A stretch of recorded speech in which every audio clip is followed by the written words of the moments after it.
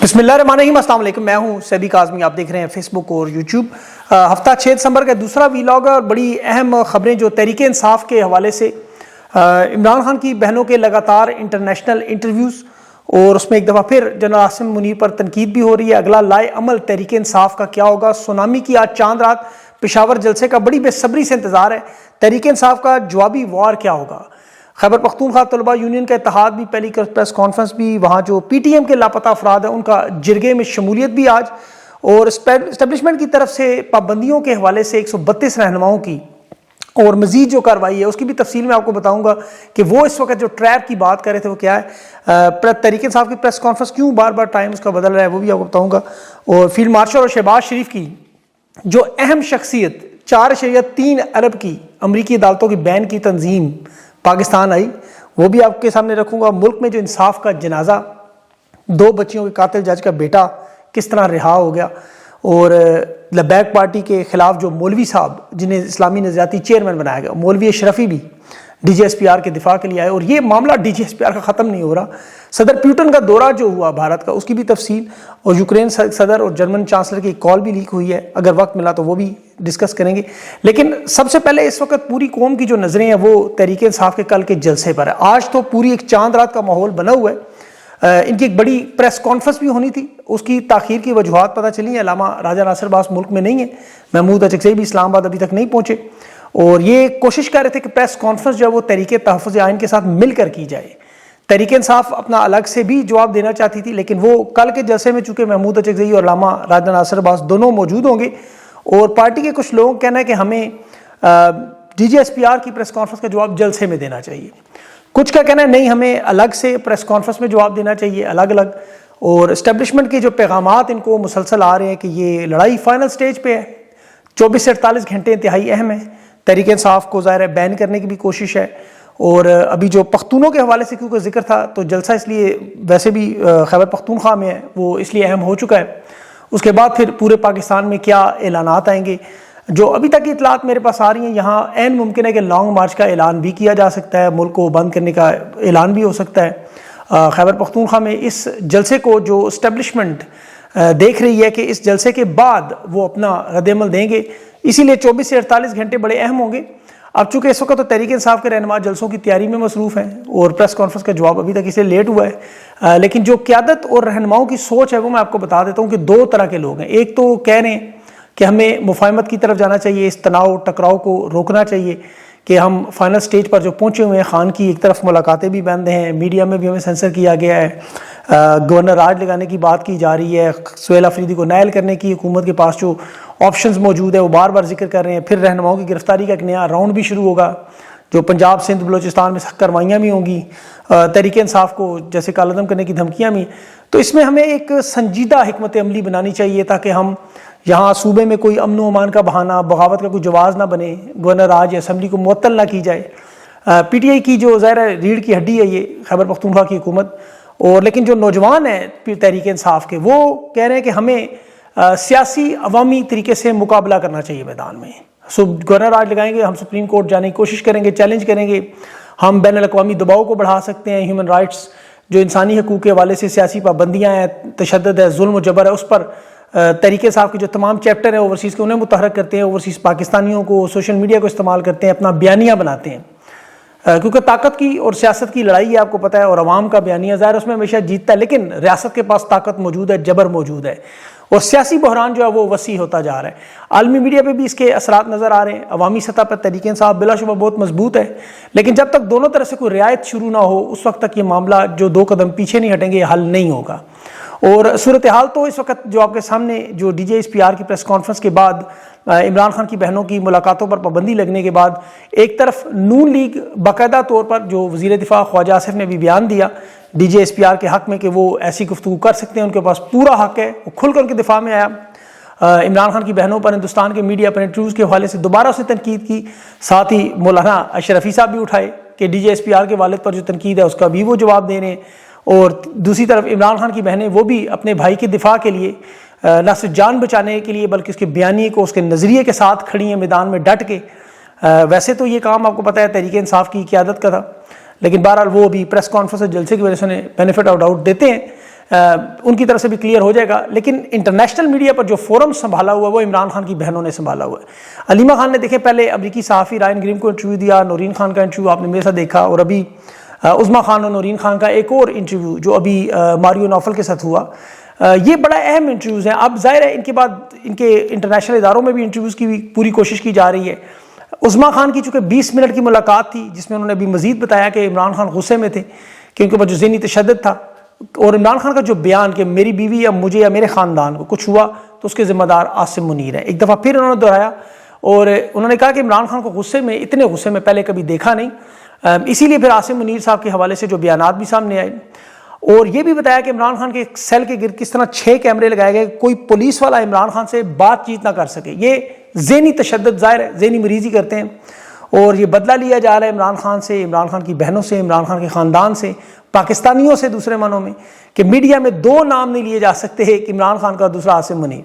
اب عمران خان کی بہنوں نے ایک بات بڑی واضح انداز میں بیان کی ہے کہ ادارے کے ساتھ عمران خان کی کوئی لڑائی نہیں ہے, اور یہ نہ ہی عاصم منیر صاحب پورا ادارہ ہے, یہ ایک فرد واحد ہے. ان کو ادارے سے الگ کیا انہوں نے, کہ اس میں لوگوں کو یہ بھی نہیں پتا کہ علیمہ خان اور عظمیٰ خان کے جو خاوند ہیں وہ ایئر فورس میں دونوں افسران ہیں, رہ چکے ہیں, ریٹائرڈ ہیں.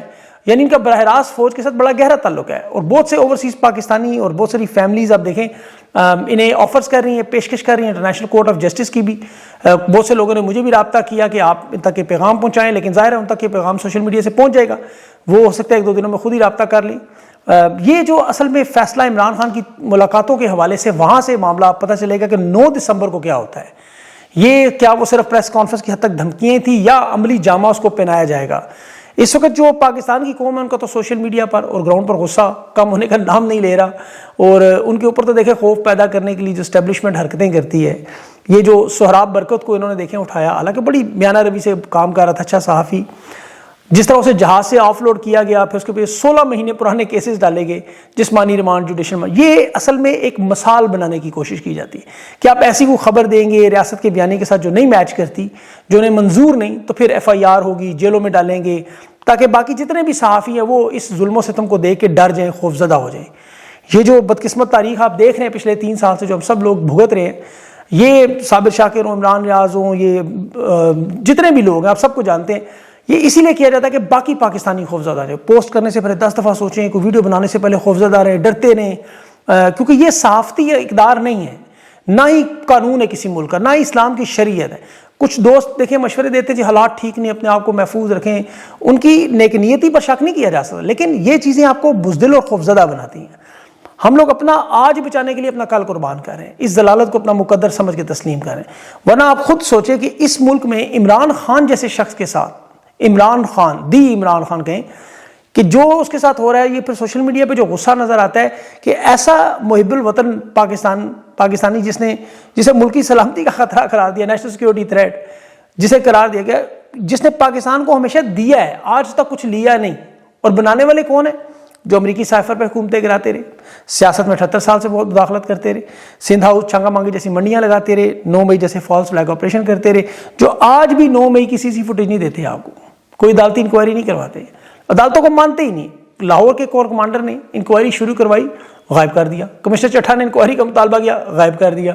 اب جس کا ماضی جنرل رانی سے شروع ہو کے ترانہ نغمہ پر ختم ہو, آپ حمید الرحمان کمیشن رپورٹ پڑھیں, آپ کو اندازہ ہو, جو مارشل لا لگا کے جبری گمشدگیاں کرتے رہے, آئین قانون کے اوپر غلاظت کرتے رہے, جن کی اپنی تصویریں آج بھی فوجی ہیڈ کوارٹر میں ہال آف فیم میں لگی ہوئی ہیں, یہ جنرل جیا خان وغیرہ سب کی لگی ہوئی ہیں, جن کے اپنے والدین کے کالہ دن تنظیموں سے رابطے تھے, جن کے بچے بھی آج بھی ہندوستان کے ساتھ کاروبار کر رہے ہیں, آج بھی, یہ میں آپ کو بتا رہا ہوں, کام کر رہے ہیں ہندوستان کے ساتھ.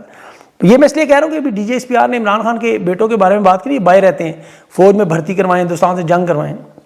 بندہ ان سے پوچھے کہ جنرل ضیاء الحق کے بیٹے یا یحییٰ خان کے علی خان بیٹا, یاسمین خان اس کی بیٹی, یا ضیاء الحق کے تینوں, انوار الحق, اعجاز الحق بیٹے, مشرف کے بلال مشرف, پرویز کیانی کے سروش کیانی, جنرل باجوہ کے بیٹے سعد باجوہ نے کیا فوج میں ملازمت کی, کتنی بٹالینز کو لیڈ کیا, کون سے فوجی عہدوں سے ریٹائرمنٹ لی, کون سے محاذ فتح کی, یہ آپ کو نہیں بتائیں گے.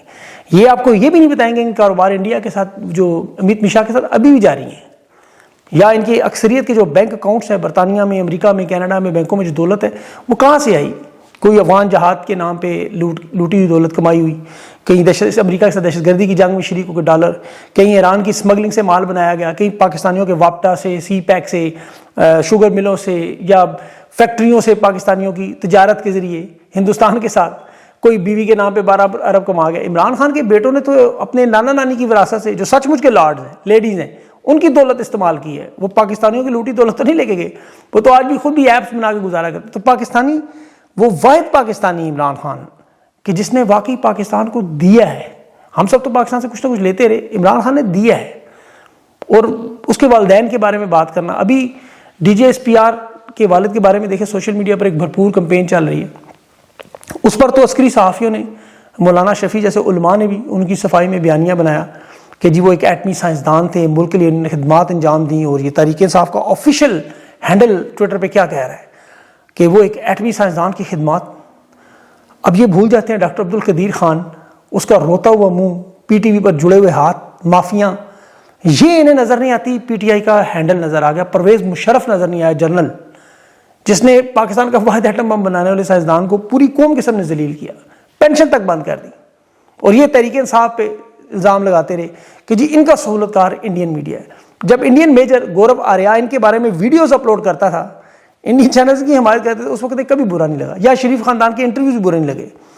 مولانا شفیع صاحب نے اور یہ راغب نعیمی صاحب ابھی اسلامی نہضاتی کونسل کے چیئرمین بنے، یہ بڑی کھل کے دین اور مذہب کی باتیں بھی کر رہے ہیں ساتھ ساتھ کہ جی سپہ سالار امیر ہے، امیر کی اطاعت فرض ہے۔ اچھا، دین اور مذہب کی بات کر رہے ہیں نا، اب چونکہ جنرل عاصم منیر صاحب حافظ بھی ہیں، قرآن کا ظاہر انہیں جانتے ہوں گے، حفظ جو کیا ہوا ہے، تو یہ سورہ مائدہ کی آیت کبھی پڑھ کے دیکھیں کہ اللہ نے کیا کہا ہے۔ جو لوگ ایمان لائے، اللہ کی خاطر سیدھے راستے پر قائم ہیں، انصاف کی گواہی دینے والے بنو، کسی گروہ کی دشمنی تمہیں اتنا مشتعل نہ کرے کہ انصاف سے پھر جاؤ، عدل سے پھر جاؤ، اللہ سے ڈر کے کام کرو کہ اللہ باخبر ہے۔